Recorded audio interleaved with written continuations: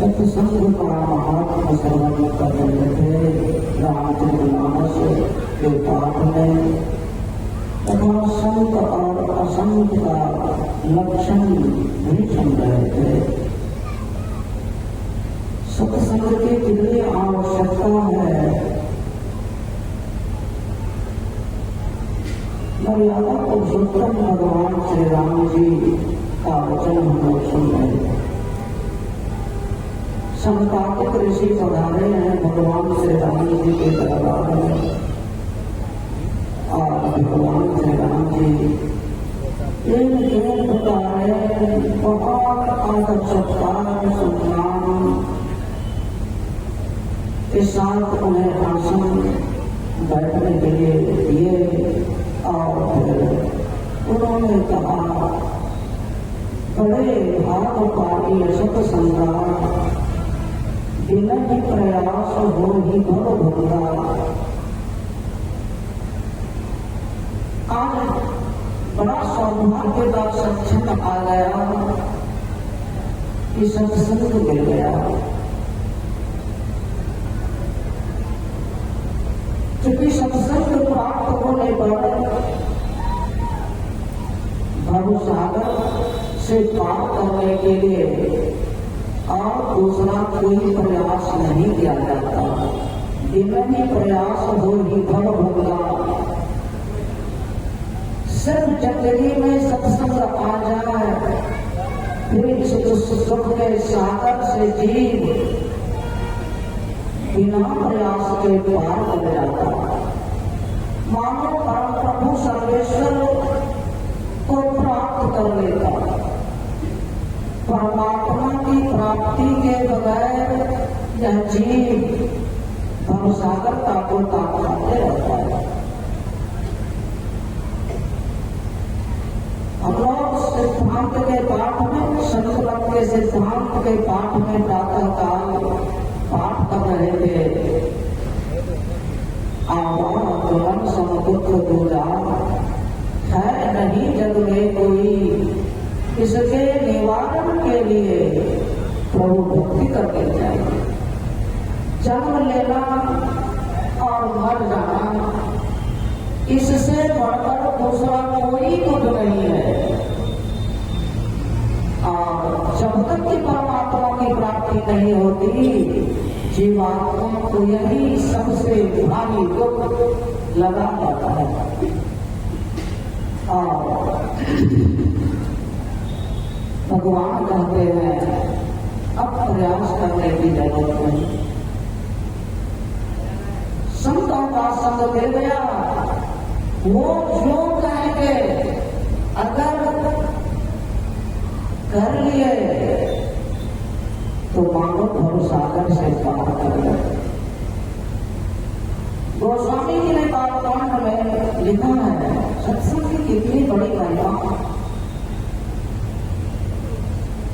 जलचर थलचर नभचर नाना, जे जड़ चेतन जीव जहाना, मति कीरति गति भूति भलाई, जब जही जतन जहाँ जही पाई, सो जानब सत्संग प्रभाव, लो तम वेद ना आम को पाओ। गोस्वामी जी ने वेद की गवाही देकर, वेद की साक्षी देकर हम तमाम मानवों को कहते हैं ये सारी चीजें बिना सत्संग के प्रभाव से नहीं हुआ जाता। ये सारी चीजें, उसमें सबसे पहली बात है सुबुद्धि, मति। जिसे भगवान श्री कृष्ण जी ने कहा, मानव शरीर रूपी रथ का अगर कोई कुशल सारथी है तो सुबुद्धि ही है। क्योंकि मानव शरीर एक रथ है, मन उसका लगाम है, सारी इंद्रियां घोड़े हैं और बुद्धि उस रथ का सारथी है।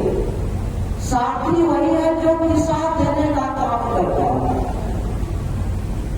जो रथ को आगे किधर ले जाना है वो काम करते। सब मानव चाहते मेरी जिंदगी सदा सुख की ओर, उन्नति की ओर, प्रगति की ओर और शांति से बचा जाए, उस ओर जाना चाहिए। उसके लिए सबसे पहला साधन है बुद्धि। सुबह भी सुन रहे थे भगवान वेद ने यही कहा, सबसे पहले बुद्धि जो करो। सुंदर से सुंदर बुद्धि मानव के साथ रहो। सबसे सुंदर बुद्धि वाले एकमात्र त्रैलोक में संत, जिन्हें भगवान श्री राम जी ने अपने से भी ज्यादा आदर किया है। भैया सबरी से कहते हैं, सातम सम मोहि मैं जग देखा, मौके संत अधिक करी देखा। संत त्रैलोक में सबसे सुंदर बुद्धि वाले हैं, क्योंकि संत वही होते हैं जो अपने अंदर में सदा से रहते हुए परमात्मा का दर्शन करके खुद को परमात्मा बना लिए होते हैं। क्योंकि परमात्मा का एक स्वभाव है, जो एक झलक प्रभु को देख लेते प्रभु अपने जैसा बना लेते हैं। तो जीव की नहीं, वो तो मानव के रूप में परमात्मा हो जाते हैं। मतलब ये सुंदर बुद्धि एकमात्र सत्संग से ही प्राप्त होती है। और जिन्हें भी जहां भी जितने उपाय से अगर कीर्ति मिली है, प्रशंसा मिली है, यश की प्राप्ति हुई है, तो वो भी सत्संग के ही प्रभाव से। जिन्हें भी मोक्ष की प्राप्ति होती है, सुंदर गति की प्राप्ति होती हुई है, वो भी एकमात्र सत्संग के प्रभाव से। जिन्हें भी इस लोक में या कहीं भी वैभव की प्राप्ति होती है, विभूति की प्राप्ति होती है, हुई है, वो भी एकमात्र सत्संग के प्रभाव से। जिन्हें भी फलता की प्राप्ति हुई है, वो भी एकमात्र सत्संग के प्रभाव से। यही एकमात्र सत्संग ऐसा है जो जीते जी चार पदार्थ देने में सक्षम है। वो स्वामी जी लिखते हैं, सुनी समझनी जन मुदित मना, मज्जनी अति अनुराग, लहरी जारी फल अछत तनो, साधु समाज प्रिया।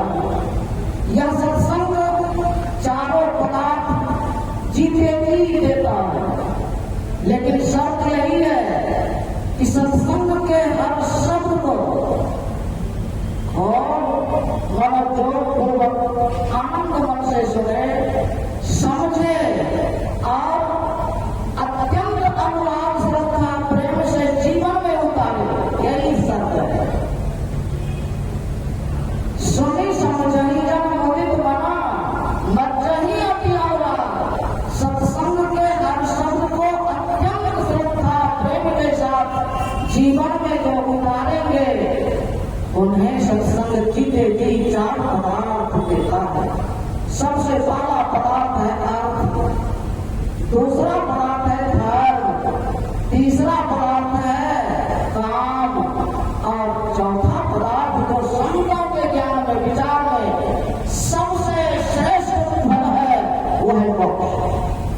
यह चारों पदार्थ जीते जी सत्संग देता है। चूंकि सत्संग में अंतर की यात्रा का तरीका बताया जाता है, चूंकि यह जीव अंदर में रहते हुए परमात्मा का दर्शन करेगा, तो इसकी विधि सिर्फ संत ही बताते हैं। यह भेद है तो जानना किसी ग्रंथ से है असंभव, समझ लो किसी संत से।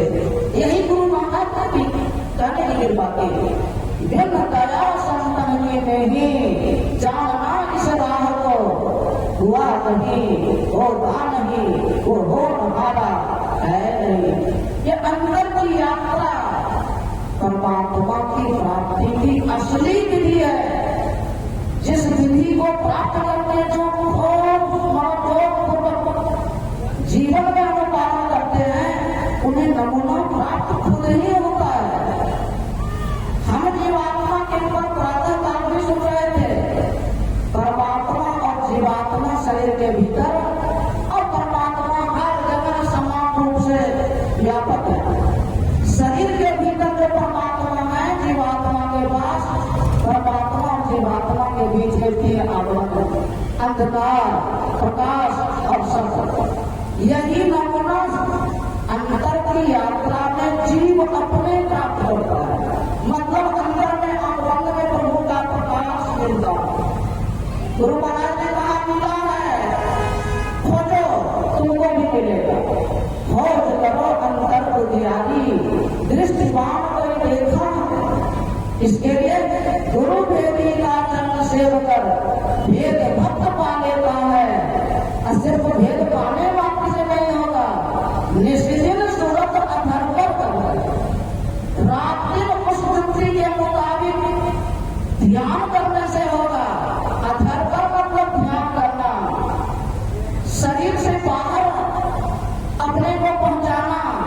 नैन आकाश में, अद्भुत आकाश में यह जीवात्मा पहुंचता है ध्यान करके। इस क्रम में गुरुदेव ने लिखा, निश्चित सूरत अधर पर कर अंधकार फट जाता है।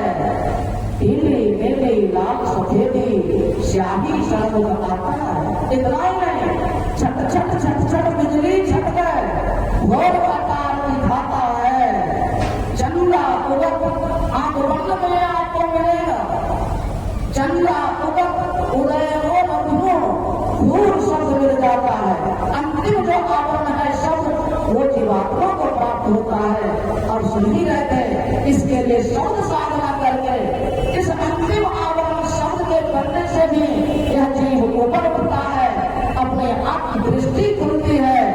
इस दृष्टि से अपने आप को पहले जीव देखता है और फिर अपने पास परमात्मा को देखता है और वो खुद परमात्मा बन जाता। यही मोक्ष की अवस्था है, यही सबसे बड़ा लाभ भी है। अतः यह एकमात्र सत्संग से ही संभव है। गौरी श्री सद्गुरु